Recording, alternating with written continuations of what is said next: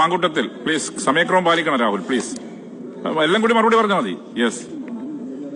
University autonomy is fundamental to democracy, as freedom of individual development is its very foundation.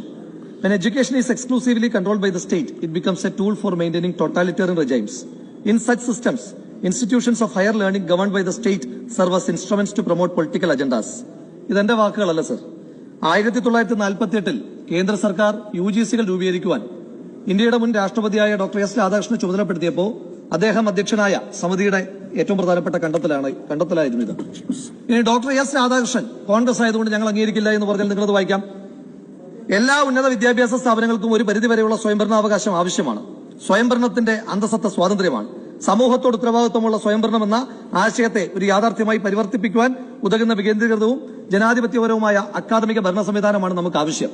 ഇത് 2008 ആണ്ടിൽ Shri VS Achuthanandan കേരളത്തിന്റെ മുഖ്യമന്ത്രിയായിരിക്കുമ്പോൾ അദ്ദേഹം MG സർവകലാശാലയുടെ മുൻ വൈസ് ചാൻസലറായിരുന്ന ശ്രീ UR അനന്തമൂർത്തി അധ്യക്ഷനായി CPMന്റെ സഹയാത്രികനും ചരിത്രകാരനുമായ ഡോക്ടർ KN പണിക്കർ പ്രസിദ്ധീകരിച്ച സംസ്ഥാനത്തിന്റെ ഉന്നത വിദ്യാഭ്യാസ നയരേഖയിലെ വാചകങ്ങളാണ് ഞാനിപ്പോൾ വായിച്ചത്. നിങ്ങൾ ഇതിനെല്ലാം ചവറ്റുകൊട്ടയിൽ എറിയുന്ന ഒരു നിയമമല്ല ഇപ്പോൾ കൊണ്ടുവന്നിരിക്കുന്നത്. എന്താ സാർ ഇവിടെ സംഭവിച്ചിരിക്കുന്നത്? കേന്ദ്ര സർക്കാരിന്റെ BJPയുടെ കാവ്യവൽക്കരണത്തെ എതിർക്കുവാൻ വേണ്ടിയിട്ട് നമ്മളൊരു നിയമം കൊണ്ടുവരാൻ തീരുമാനിക്കുന്നു. BJPയുടെ കാവ്യവൽക്കരണത്തെ എതിർക്കുവാൻ വേണ്ടി നമ്മൾ കൊണ്ടുവരുന്ന നിയമത്തിന്റെ പ്രത്യേകത എന്താ? നിങ്ങളത് CPMന് വേണ്ടി ചുവപ്പുവൽക്കരിച്ചു. ഈ കേരളത്തിലെ സർവകലാശാലകളെ കാവ്യവൽക്കരിക്കുകയും ചുവപ്പുവൽക്കരിക്കുകയും ചെയ്യുന്ന നിങ്ങളുടെ മത്സരം ഒന്ന് മാറ്റി നിർത്തിയിട്ട് ഇതിനെ ഒന്ന് അക്കാദമികവൽക്കരിക്കുവാൻ എന്തെങ്കിലും താല്പര്യം കേന്ദ്ര സർക്കാരിനോ സംസ്ഥാന സർക്കാരിനോ ഉണ്ടോ? അതിന് നേതൃത്വം കൊടുക്കുന്ന പാർട്ടികൾക്കുണ്ടോ? ഇവിടെ നേരത്തെ ഉണ്ടായിരുന്ന എന്തായിരുന്നു? ഗവർണർ രാജായിരുന്നു. ഗവർണർ രാജ് മാറ്റിയിട്ട് ഇപ്പൊ എന്താക്കി? മന്ത്രിരാജാക്കി. ഇത്രമാത്രം വ്യത്യാസമല്ലേ ഉള്ളൂ. സർവകലാശാലയെ അടക്കി ഭരിക്കാനുള്ള മന്ത്രിയുടെ ആർത്തി ഈ നിയമത്തിന്റെ ഓരോ ഭാഗവും എടുത്ത് വായിക്കുമ്പോൾ നമുക്ക് കൃത്യമായി വ്യക്തമാകും. പ്രോ ചാൻസലറായ മന്ത്രിക്ക് യൂണിവേഴ്സിറ്റിയുടെ അക്കാദമിക് വിഷയങ്ങളിൽ ഇടപെടാനുള്ള അധികാരം നൽകിയിരിക്കുകയാണ് സർ. ഇന്നിപ്പോ ഒരു മാറ്റം വരുത്തിയിരിക്കുന്നു. ഞങ്ങൾ ആവശ്യപ്പെട്ട മാറ്റമാണ്. അതായത് മുൻപ് ഇതിനകത്ത് നിഷ്കർഷിച്ചിരുന്നത് ഈ സർവകലാശാലയിൽ പ്രോ ചാൻസലറായ മന്ത്രിക്ക് മാത്രമല്ല അധികാരം. മന്ത്രി ഒരു ചിറ്റെഴുതി ഏതെങ്കിലും ലോക്കൽ കമ്മിറ്റി അംഗത്തെയോ CATUകാരനെ പറഞ്ഞു വിട്ടാ അവനും പോയി യൂണിവേഴ്സിറ്റിയുടെ എല്ലാ അക്കാദമികമായ കാര്യങ്ങളും വിലയിരുത്തി പരിശോധിച്ച് അഭിപ്രായം പറയാം. ആരാണ് സാർ ഇവരൊക്കെ? മന്ത്രി ചുമതലപ്പെടുത്തുന്ന ആൾക്ക് എങ്ങനെയാണ് അങ്ങനെ അധികാരം ഉണ്ടാവുക? ഇവിടെ വൈസ് ചാൻസലറിൽ നിന്നും ഇപ്പൊ കഴിഞ്ഞ ദിവസം മന്ത്രി ഈ വിഷയത്തെ പറ്റി സ്റ്റഡീഡ് അല്ല എന്ന് ഞാൻ പറയാനായിട്ടുള്ള ഒരു കാര്യം പറയാം. കഴിഞ്ഞ ദിവസം ഈ സഭയിലെ ഏറ്റവും മുതിർന്ന അംഗങ്ങളിൽ ഒരാളായ മുൻ മന്ത്രിയായ ശ്രീ AP അനിൽകുമാർ അദ്ദേഹം പറഞ്ഞു, മന്ത്രിയോട് പറഞ്ഞു, വളരെ ബഹുമാനത്തോടെയാണ് അദ്ദേഹം പറഞ്ഞത്. അതായത് വൈസ് ചാൻസലർക്കുണ്ടായിരുന്ന തെരഞ്ഞെടുപ്പുമായി ബന്ധപ്പെട്ട ചുമതലകൾ രജിസ്ട്രാർക്കാക്കി മാറ്റുന്ന നിയമവ്യവസ്ഥിതികൾ ഈ പുതിയ നിയമത്തിനകത്തില്ലേ എന്ന് ചോദിച്ചപ്പോ ബഹുമാനപ്പെട്ട കേരളത്തിന്റെ ഉന്നത വിദ്യാഭ്യാസ വകുപ്പ് മന്ത്രി എല്ലാ ദിവസത്തെയും എന്ന പോലെ സ്വതസിദ്ധമായ പുച്ഛവും പരിഹാസവും വാരി വിതറി അതിനെ അങ്ങ് ഇല്ലായ്മ ചെയ്തു. ഞാൻ ഈ ബില്ലൊന്ന് പരിശോധിച്ചു. ഈ ബില്ലിനകത്ത് കൃത്യമായി വ്യവസ്ഥ ചെയ്തിരിക്കുകയാണ് സാർ. രജിസ്ട്രാർ സർവകലാശാലയുടെ എല്ലാ അധികാര സ്ഥാനങ്ങളിലേക്കുമുള്ള തെരഞ്ഞെടുപ്പുകളുടെ മുഖ്യ തെരഞ്ഞെടുപ്പ് ഓഫീസർ ആയിരിക്കുന്നതും അദ്ദേഹം വിജ്ഞാപനം പുറപ്പെടുവിക്കുന്നതും തെരഞ്ഞെടുപ്പ് നടത്തുന്നതുമായിരിക്കും. അപ്പോ VCയുടെ അധികാരം രജിസ്ട്രാർക്ക് നൽകുകയല്ല എങ്കിൽ പിന്നെ എന്തിനാണ് മിനിസ്റ്റർ ഇങ്ങനെ ഒരു ക്ലോസ് ഉൾപ്പെടുത്തിയിരിക്കുന്നത്? ഇനി പല വ്യവസ്ഥ പറയാം, സ്റ്റാറ്റ്യൂട്ട് പറയാം. അതനുസരിച്ചാണല്ലോ തെരഞ്ഞെടുപ്പുകൾ നടത്തിയിരുന്നത്. Decisions of the vice chancellor unless otherwise specifically provided the decision of the vice chancellor on any question relating to the election shall be final. അതായിരുന്നു വ്യവസ്ഥ. മാത്രമല്ല റിട്ടേണിംഗ് ഓഫീസർ ആരായിരുന്നു മിനിസ്റ്ററെ? നേരത്തെ returning officer the registrar or any other person authorized by the vice chancellor shall be returning officer for elections held by the university. അതായത് registrar തന്നെ returning officer ആകണമെന്ന് പോലും നിർബന്ധമില്ലായിരുന്നു. Vice chancellor ചുമതലപ്പെടുത്തുന്ന രജിസ്ട്രാറോ മറ്റാർക്ക് വേണമെങ്കിലും returning officer ആകാമായിരുന്നു. അവിടെ നിന്ന് ഇപ്പൊ തെരഞ്ഞെടുപ്പിന്റെ പൂർണ്ണാധികാരി എന്ന് പറയുന്ന രജിസ്ട്രാറാ. അപ്പൊ ഇതിന്റെ ബാലപാഠം പോലും വായിക്കാതെയാണോ ഈ സഭയിലെ ഒരു മുതിർന്ന അംഗത്തെ എല്ലാ ദിവസവും എന്ന പോലെ മന്ത്രി പുച്ഛം പരിഹാസവും വാരി വിതറി എന്ന് പറയണം? ഇതിന്റെ അടിസ്ഥാനം എന്താണ് സാർ? ഇതിന്റെ അടിസ്ഥാനം എന്താണ്? നമ്മൾ വിചാരിക്കും ഈ നിയമം കൊണ്ടുവന്നതിന്റെ അടിസ്ഥാനം എന്താണ്? അടിസ്ഥാനം എന്ത്? കഴിഞ്ഞ കേരള സർവകലാശാല തെരഞ്ഞെടുപ്പ്, ആ തെരഞ്ഞെടുപ്പിൽ SFIക്ക് വിചാരിച്ച മുന്നേറ്റം ഉണ്ടാക്കാൻ പറ്റിയില്ല. അപ്പൊ SFIയുടെ സഹാക്കന്മാർ എന്ത് ചെയ്തു? കുട്ടി സഹാക്കന്മാരാണല്ലോ, അവന്മാരെന്ത് ചെയ്തു? കുറെ ബാലറ്റ് പേപ്പർ എടുത്ത് കഴിച്ചു, അങ്ങ് തിന്നു. അപ്പൊ കഴിച്ചു കഴിഞ്ഞപ്പോഴും ജയിക്കുന്നില്ല. അങ്ങനെ വന്നു കഴിഞ്ഞപ്പോ ബഹളമായി. അപ്പൊ ബഹളമായി കഴിഞ്ഞപ്പോ ബാലറ്റ് പേപ്പറിന്റെ ബാലൻസ് ശരിയാകുന്നില്ല. അപ്പൊ എന്ത് ചെയ്തു? രജിസ്ട്രാർ പറഞ്ഞു ആ SFIയെ ജയിപ്പിച്ചതായിട്ട് പ്രഖ്യാപിക്കണമെന്ന് പറഞ്ഞു. DC പറഞ്ഞു സമ്മതിക്കില്ല എന്ന് പറഞ്ഞു.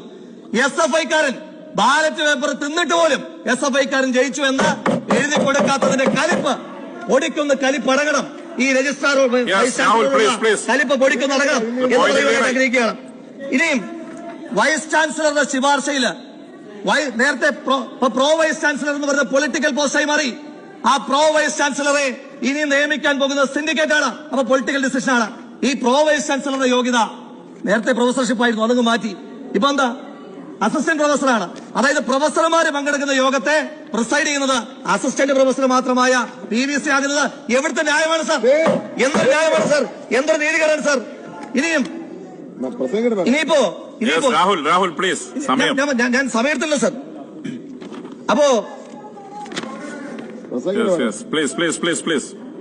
അപ്പോ ഇത് നമ്മൾ തൊട്ടു മുമ്പ് ഇറക്കിയ സ്വകാര്യ സർവകലാശാല, ആ സ്വകാര്യ സർവകലാശാലയുടെ പ്രത്യേകത എന്താ? ആ സ്വകാര്യ സർവകലാശാലയിലെ അധികാരങ്ങളെല്ലാം VC ഏൽപ്പിച്ചു. ഇവിടെ എന്താ, VCയുടെ അധികാരങ്ങളെല്ലാം വെട്ടിച്ചുരുക്കുന്നു. അപ്പൊ വൈസ് ചാൻസലറുടെ അധികാരങ്ങളെ വെട്ടിച്ചുരുക്കി ആ അധികാരങ്ങൾ മുഴുവൻ മന്ത്രിക്ക് അടക്കി വാഴുവാൻ വേണ്ടിയിട്ടാണ് ഈ നിയമങ്ങളിലെ ഭേദഗതികളെല്ലാം വരുത്തിയിരിക്കുന്നത്. എന്തെങ്കിലും ചോദിച്ചു കഴിയുമ്പോൾ മന്ത്രി എന്താ പറയുന്നത്? മന്ത്രി പറയുന്നത് കൽപ്പാന്ത കാലത്തോളം മന്ത്രി ആർ ബിന്ദു അല്ല കേരളത്തിന്റെ ഉന്നത വിദ്യാഭ്യാസ വകുപ്പ് മന്ത്രി. അത് ഞങ്ങൾക്കറിയാം മിനിസ്റ്ററെ. അത് മിനിസ്റ്റർക്ക് ബോധ്യമുള്ളതിനേക്കാൾ ഞങ്ങൾക്ക് ബോധ്യമുണ്ട്. നിങ്ങളുടെ ഉന്നത വിദ്യാഭ്യാസ വകുപ്പ് മന്ത്രിസ്ഥാനം 8 മാസം കൂടെ ഉള്ളൂ. അത് കഴിയുമ്പോൾ UDFന്റെ മന്ത്രിസഭയിൽ വിദ്യാഭ്യാസ വകുപ്പ്. അപ്പോ പക്ഷെ ഇതിനകത്തെ വ്യവസ്ഥകൾ കൽപ്പാന്ത കാലത്തോളം മന്ത്രി ആർ ബിന്ദുവിന് ഗുണാനുഭവിക്കാൻ പറ്റുന്ന ഒരുപാട് വ്യവസ്ഥകൾ ഉണ്ടായിട്ടുണ്ട്. അതിനകത്തേക്ക് ഞാൻ കടന്നു പോകുന്നില്ല സാർ. ആകെ ആ യൂണിവേഴ്സിറ്റിയുടെ ഫ്രണ്ടിൽ, കേരള യൂണിവേഴ്സിറ്റിയുടെ ഗേറ്റ് കടന്ന് പുറത്തേക്ക് ഇറങ്ങി വരുമ്പോ അവിടെ ആശാന്റെ ഒരു പ്രതിമയുണ്ട്. ആ ആശാന്റെ പ്രതിമ മാറ്റി എന്റെ പ്രതിമ വേണമെന്ന് മന്ത്രി പറയുന്ന ഒഴിച്ച എല്ലാ ചിഹ്നങ്ങളും മന്ത്രിയിലേക്ക് നിക്ഷിപ്തപ്പെടുത്തുവാൻ വേണ്ടിയിട്ടുള്ള കുടില ശ്രമങ്ങളാണിത്. അതിനെ നമുക്ക് അംഗീകരിക്കാൻ കഴിയില്ല. സർവകലാശാലയെ കാവ്യവൽക്കരിക്കുന്നത് പോലെ തന്നെ അപകടകരമാണ് ചുവപ്പുവൽക്കരിക്കുന്നത്. സർവകലാശാലകൾ അറിവിന്റെ വിളനിലമാകണം. അതല്ലാതെ ഇവരെ ഏൽപ്പിച്ചിരുന്നാണ് സാർ കാര്യം. മന്ത്രിക്ക് അധികാരമുള്ള കഴിഞ്ഞ ദിവസം കൂടി ചോദിക്കുകയാണ്, ഈ സർവകലാശാല നിയമ ഭേദഗതിയൊക്കെ കൊണ്ടുവരുമ്പോ മന്ത്രി അക്കാദമിക്കായിട്ട് എന്തെങ്കിലും മറുപടി പറ. ഉച്ചവും പരിഹാസമൊക്കെ ഒന്ന് മാറ്റി വെച്ചിട്ട് അക്കാദമിക്കായിട്ട് വെല്ലുവിളിക്കുകയാണ്. കേരളത്തിലെ എത്ര സർവകലാശാലകളിൽ വൈസ് ചാൻസലർമാരുണ്ട്? അക്കാദമിക്കായിട്ട് മറുപടി പറയട്ടെ. ഇനി കേരളത്തിലെ എത്ര ഗവൺമെന്റ് കോളേജുകളിൽ പ്രിൻസിപ്പൽമാരുണ്ട്? മന്ത്രി അക്കാദമിക്കായിട്ട് മറുപടി പറയട്ടെ.